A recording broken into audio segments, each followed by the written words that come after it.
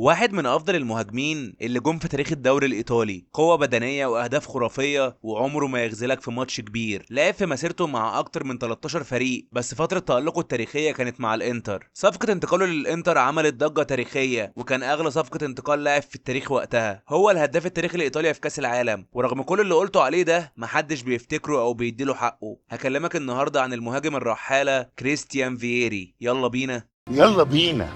يلا بينا. يلا بينا. يلا يا نصار. فييري اتولد في مدينة بولونيا في إيطاليا سنة 1973، وعيلته كلها كانت بتلعب كورة، وأبوه كان لاعب كورة محترف ولعب ليوفنتوس وروما وبولونيا. وفييري عنده 4 سنين ينتقل مع عيلته لأستراليا، لأن أبوه انتقل لفريق استرالي وقتها. نشأة فييري وطفولته كلها كانت في أستراليا، وما كانش بيحب الكورة خالص وهو صغير، بس كان بيعشق رياضة الكركت، وكان نفسه جدا يكون لاعب كركت محترف. فييري كان بيمتلك بنية جسدية قوية، وعيلته أقنعته إنه لازم يلعب كورة ويكمل إرث العيلة، وفعلا يبدأ يلعب في ناشئين فريق استرالي كان بيدربه ابوه وقتها. وهو عنده 14 سنة فييري ياخد قرار جريء جدا، وهو الرجوع لإيطاليا لوحده عشان يركز على لعب الكورة. وفي إيطاليا فييري يلعب مع ناشئين سانتا لوسيا، وبعدها بسنة ينتقل لناشئين براتو، وكل دول فرق درجة تالتة أو رابعة، لحد ما تجيله أول فرصة حقيقية. روساريو لامبانتي اللي كان زميل أبوه ومدرب في ناشئين تورينو يخليه يجي يعمل اختبارات.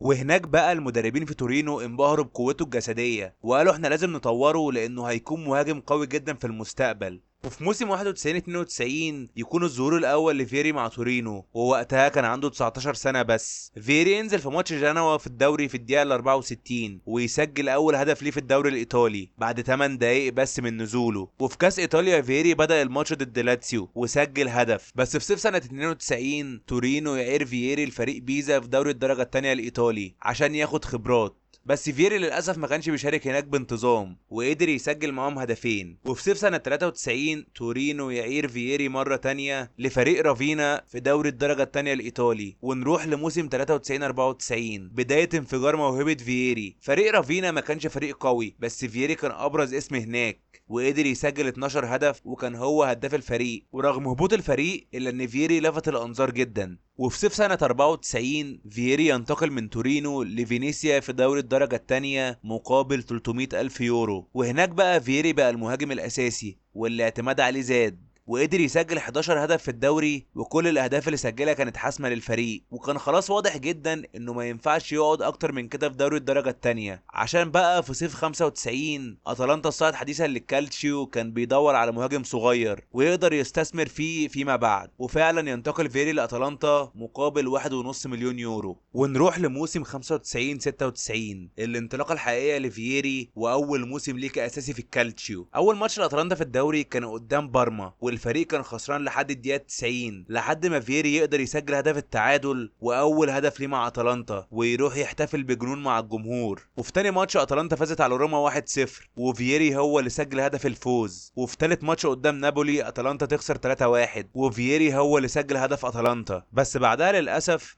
فييري يتصاب إصابة عضلية ويغيب عن 10 ماتشات متتالية، بس بعد رجوعه يقدر يسجل 4 أهداف في الدوري ويبقى سجل 7 أهداف، وده على فكرة رقم كويس برضه لمهاجم بيلعب في فرقة بتصارع على الهبوط. وكمان غاب عن 15 ماتش في الدوري. وفي كاس ايطاليا فيري قدم اداء كويس ويتأهل باتلانتا لنهائي الكاس بعد ما سجل هدفين في بولونيا في نص النهائي، بس للاسف فيري ما لعبش النهائي بسبب الاصابة، واتلانتا خسرت النهائي لصالح فيورنتينا. وفييري ينهي الموسم بتسجيل 9 اهداف مع اتلانتا. وقتها بقى اكبر فرقه في ايطاليا كانت اليوفي، وكانت فايزه بدوري ابطال اوروبا الموسم ده ومسيطره على الدوري. وكان مشي من عندهم المهاجم الاسطوري جيانلوكا فيالي، وكانوا عايزين يعوضوه بمهاجم شاب. وبطلب من اسطوره التدريب مارشيلو ليبي فييري ينتقل لليوفي مقابل ما يقارب 4 مليون يورو عشان تبدا رحله فييري مع اول نادي كبير في مسيرته. ونروح لموسم 96-97 فييري بدأ بداية قوية مع اليوفي، وفي أول ماتش يبدأه أساسي في الكاس يسجل هدف، وفي أول ماتش في الدوري يسجل هدف، بس بعدها بقى دايما على الدكة أو بيطلع بره القايمة خالص. وده بسبب إن مارشيلو ليبي كان عايز يخليه ملتزم أكتر وعايز يكسر الغرور اللي عنده. في الماتش 16 في الدوري قدام أتلانتا فييري كان قاعد على الدكة، وبعد إصابة المهاجم ألان بوكشيتش فييري نزل في الدقيقة 24. وفي استراحة بين الشوطين في أوضة اللبس مارشيلو ليبي قال للمهاجم نيكولو باولو اموروزو يجهز نفسه عشان هينزل بدل فييري، ودي الحاجه اللي خلت فييري ينفجر في وش مدربه ويخشوا مع بعض في مشادة كلامية حادة، واتقال اصلا من بعض اللعيبة ان الموضوع بينهم كان هيتطور اكتر من كده، بس بعدها الاتنين يتصالحوا عادي. وفييري فيما بعد قال ان مارشيلو ليبي كان بيعمل معاه كده عشان يطلع افضل اداء منه، وفعلا في الدور الثاني فييري مستواه اتحسن جدا وكان حاسم مع اليوفي في كل المسابقات.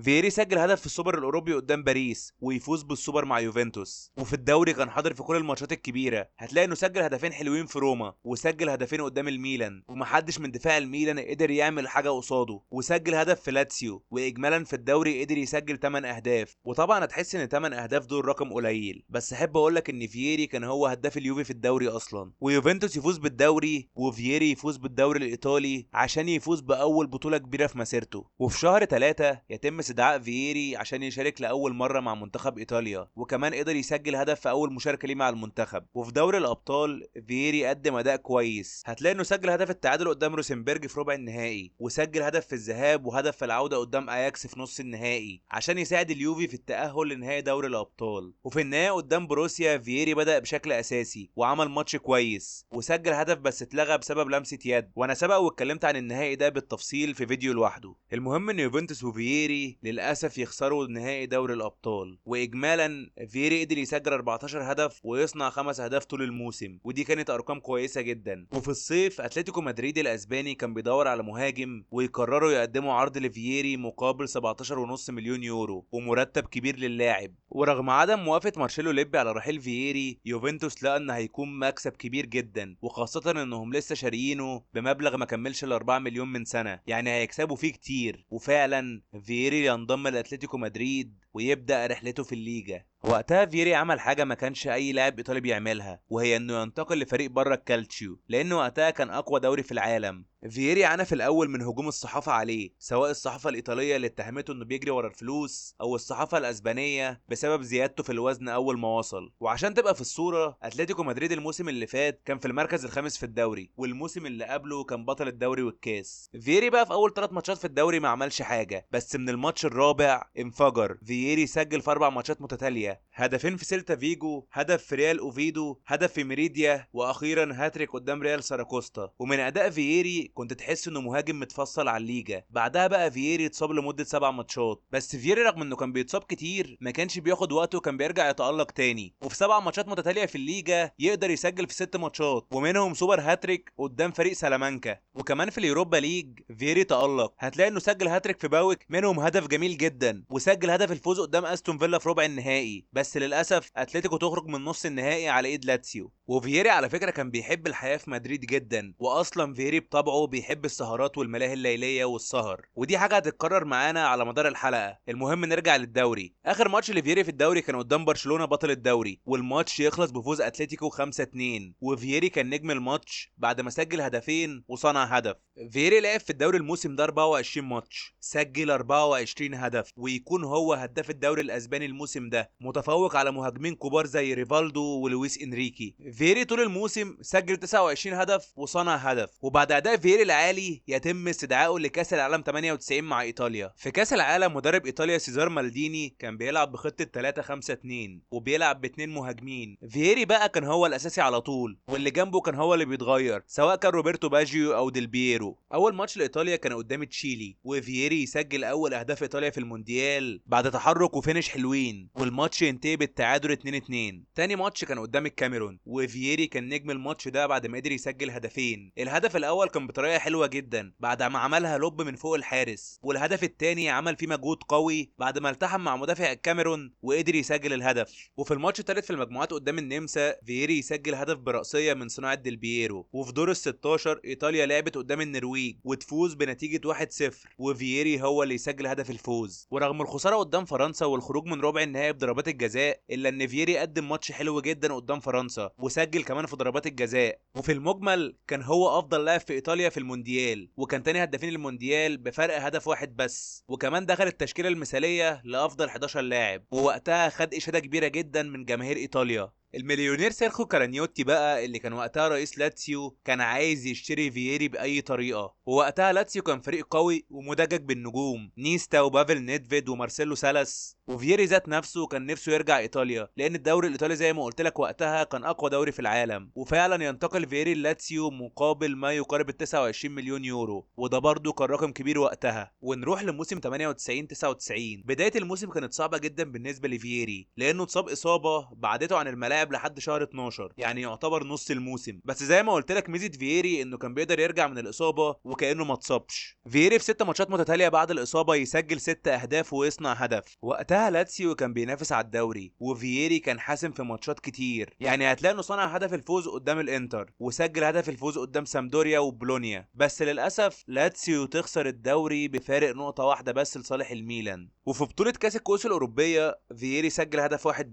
بس كان هدف مهم جدا في النهائي عشان لاتسيو تفوز بالبطوله وفييري يفوز ببطوله كاس الكؤوس الاوروبيه. فييري طول الموسم سجل 14 هدف وصنع 5 اهداف. وفي صيف 99 انتر ميلان كان لسه معين مارشيلو ليبي مدرب للفريق، وكان اول طلباته انه عايز فييري. واصلا ماسيمو موراتي رئيس الانتر كان شايف فييري اقوى مهاجم في العالم، وكان مهووس بفكره الثنائيه الهجوميه بينه هو ورونالدو الظاهره. وفعلا ينتقل فييري للانتر مقابل 47 مليون يورو كاكبر صفقه انتقال في تاريخ الكره وقتها. الصفقة دي وقتها قلبت الدنيا والكل كان شايف ان الفلوس اللي اتصرفت كتير جدا. ونروح لموسم 99 2000. يوم 29 8 كان اول ماتش للانتر في الدوري قدام فيرونا، واول ماتش لفييري مع الانتر، والكل مترقب اقوى صفقة في العالم هتعمل ايه. فييري بقى ما يحتاجش غير 15 دقيقة بس عشان يسجل الهدف الأول ليه مع الإنتر، عشان الملعب يتملي هتافات من الجمهور. وفي الشوط الثاني فييري يسجل مرة تانية، وفي الدقيقة 65 فييري يسجل الهاتريك عشان في أول ماتش ليه مع الإنتر يسجل 3 أهداف ويثبت إنه ضغط أقوى صفقة في العالم مش هتأثر عليه. وفي الماتش الثالث قدام بارما فييري سجل هدف وصنع 3 أهداف وسجل هدف الفوز قدام تورينو. بس للأسف بعد كده الإصابة تبعده لفترة طويلة ويرجع من الإصابة يلعب 5 ماتشات في الدوري يسجل فيهم كلهم، بعدها يتصاب مرة تانية. وللأسف الإصابات كانت بتتكرر كتير في مسيرة فييري، يعني تقريبا من ساعة ما بدأ مسيرته لحد ما اعتزل مفيش موسم ما اتصابش فيه. المهم ان فييري ينزل قدام ليتشي كبديل وبعدها يخرج بعد 21 دقيقة بس بسبب الإصابة. والإنتر وقتها كان بيتأثر كتير بغيابه اللي امتد لآخر الموسم، والإنتر الموسم ده خد المركز الرابع في الدوري وخسر كاس إيطاليا قدام لاتسيو. بس في العموم فييري قدم أداء قوي، وفي 25 ماتش لعبهم الموسم ده سجل 18 هدف وصنع 5 أهداف. وفي صيف سنة 2000 الإصابة حرمت فييري من المشاركة في يورو 2000 مع إيطاليا. ونروح لموسم 2000 2001.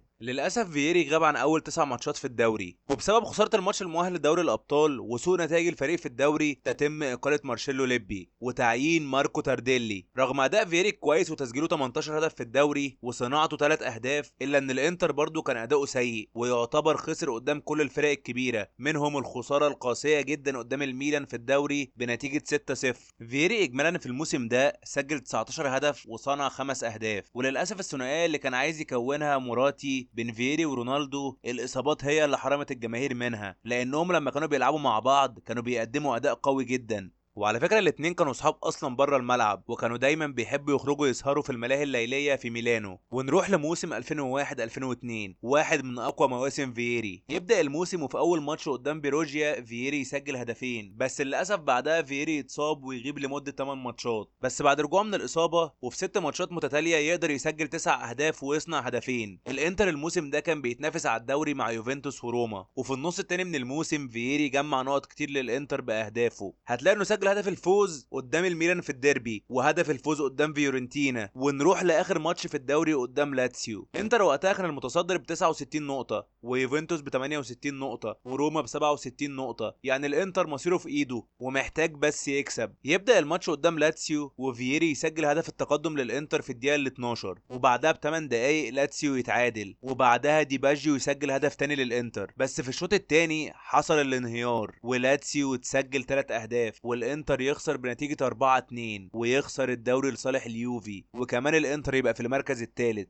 الماتش ده عمل صدمة لفييري وللانتر كلها، وكانت ذكرى سيئة جدا لجماهير الفريق لحد دلوقتي. في الدوري فييري كان احسن لاعب للانتر، سجل 22 هدف وكان تاني هدافين الدوري، ولعب الموسم ده 28 ماتش، سجل 25 وصنع 7 اهداف. وفي صيف 2002 يتم استدعاء كريستيان فييري لكاس العالم مع ايطاليا. اول ماتش لايطاليا في كاس العالم كان قدام الاكوادور، فييري كان افضل لاعب في الماتش ده بعد ما سجل هدفين. الهدف التاني بقى بالذات وضح قدرته البدنيه العاليه.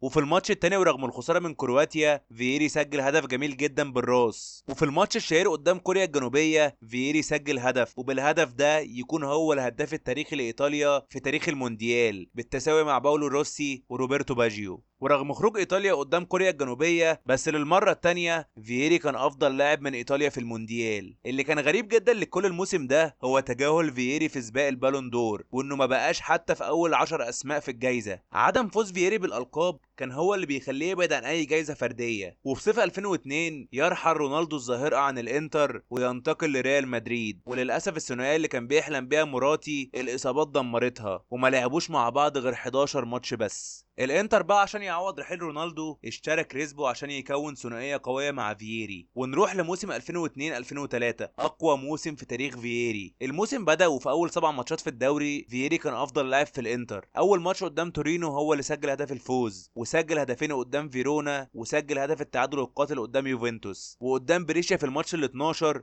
سجل سوبر هاتريك، وقدام ايموبيلي سجل هاتريك. بس للاسف فييري يغيب عن اخر 5 ماتشات للاصابه، والماتشات دي اثرت على الانتر جدا في صراع الدوري. وفي النهايه يوفنتوس يفوز بالدوري والانتر يكون في المركز الثاني. فييري بقى عمل اقوى اداء ليه في الدوري لانه لعب 23 ماتش بس سجل 24 هدف، ويكون هو هداف الدوري الايطالي بفارق 6 اهداف عن الثاني. وفي دوري الابطال قدر يقدم اداء كويس وسجل هدفين في فالنسيا في ربع النهائي، بس للاسف غيابه للاصابه اثر على الانتر وطلعوا من الميلان في نص النهائي. فييري طول الموسم لعب 37 ماتش سجل 27 هدف وصنع هدف. ونروح لموسم 2003 2004 اول ماتش في الدوري فييري سجل هدف، بس بعدها للاسف يغيب عن 3 ماتشات للاصابه. وفي ماتش ليتشي في الجوله ال 15 في الدوري الايطالي كان حدث تاريخي بالنسبه لفييري اللي سجل هدفه رقم 100 مع الانتر، واللاعيبه تحتفل بيه ويلبسوه تاج، وكل جماهير الانتر كانت بتهتف بالاسم المشهور بيه بوبو اللي هي بتدل على الهداف. الموسم ده كان كويس بالنسبه لفييري بس طبعا ما كانش زي الموسم اللي فات، وده بسبب انه اتصاب كتير. فييري قدر يسجل في الدوري 13 هدف ويصنع هدفين، والانتر الموسم ده ما قدمش اداء قوي وكان في المركز الرابع. واجمالا